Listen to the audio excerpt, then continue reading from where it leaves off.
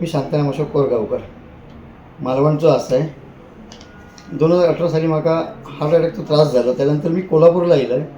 कोल्हापूरला औषधोपचार घेतले, 2 स्टेंट टाकले. त्यानंतर काही त्रास नव्हतो, पण त्याच्यानंतर 19ला परत म्हाका त्रास सुरू होऊक लागलो. आणि 19ला त्रास सुरू होऊक लागल्यानंतर म्हाका बायपास प्लस पेसमेकर बसवण्याचा सल्लो दिलो. त्यात मी थोडं घाबरलो आहे.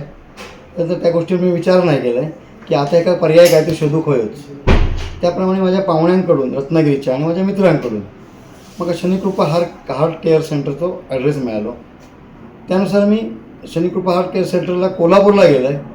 कोल्हापूरहून म्हाका किरकोळ स्वरूपाची ट्रीटमेंट देऊन त्यांनी आपला मेन हॉस्पिटल स्वारगेट पुणे त्या थंयसर येवंक सांगितला.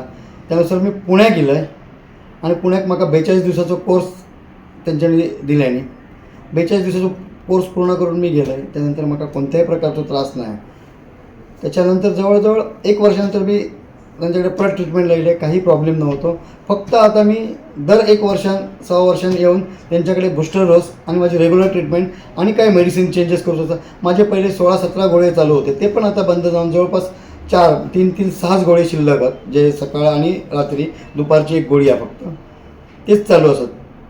तर माझं म्हणणं असं की आपल्याक जर शक्य असतात आणि आपल्याक हार्टचं जर मोठ्या प्रमाणात त्रास असतात तर एकदा शनिकृपा हार्ट केअर सेंटरला येऊन स्वतः तुम्ही भेट द्या. त्यांना त्या डॉक्टरांशी बोला, चर्चा करा आणि तुम्ही तुमचा निर्णय घ्या.